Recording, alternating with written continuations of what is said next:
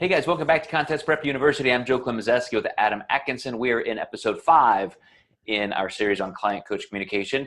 And I want to turn, Adam, to now the heart of the relationship, the coaching-client relationship. And programming has been delivered. Everything is hashed out.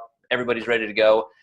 Now all of a sudden you're into the flow of progress and communication. But if things start to go awry, and it could be on any level, somebody's just really having issues with staying on track and compliance, or they may be not losing or losing too quickly. So a lot of our job is looking for those ways to improve what we're doing. Do you have any specific things that you kind of go through as a measure? Let's use the example that somebody just stopped progressing, but they've been losing weight at a pound a week, pound and a half a week, and then all of a sudden they have a week where there's not any movement. So what's Coach Atkinson going to do? Yeah, I'll gear this too, like specifically with females. Like they just adapt so much quicker than men do. So sometimes that's more normal.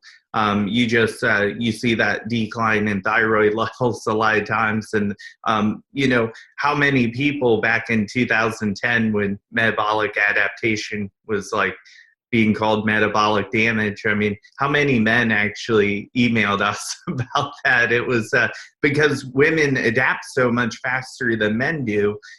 So sometimes you could have someone cruising along 4 weeks and they just hit the brakes.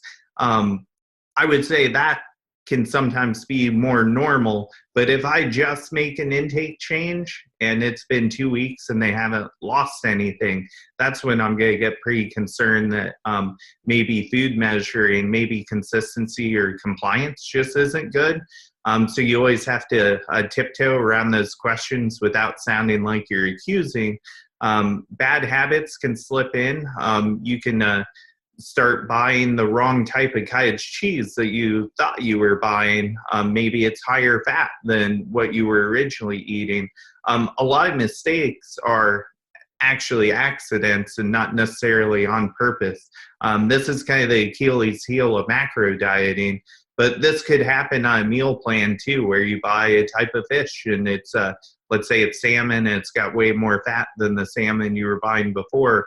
It can happen in kind of any philosophy of prep coaching. So with that being said, if it's been a long time of good weight loss at a current intake, I might be more apt to change that client's intake and even go lower just as a standard. But if I feel like they're also getting stressed, this could also be where I implement a diet break, especially with females, just so we can slow down some of those adaptations that are happening. But just kind of the whole context and the history of the check-ins going to be what swings me one way or another with that client. And this is another place where communication is so necessary, because if I just have a client and they think they're not progressing well, but I say, no, you're good, just go another week.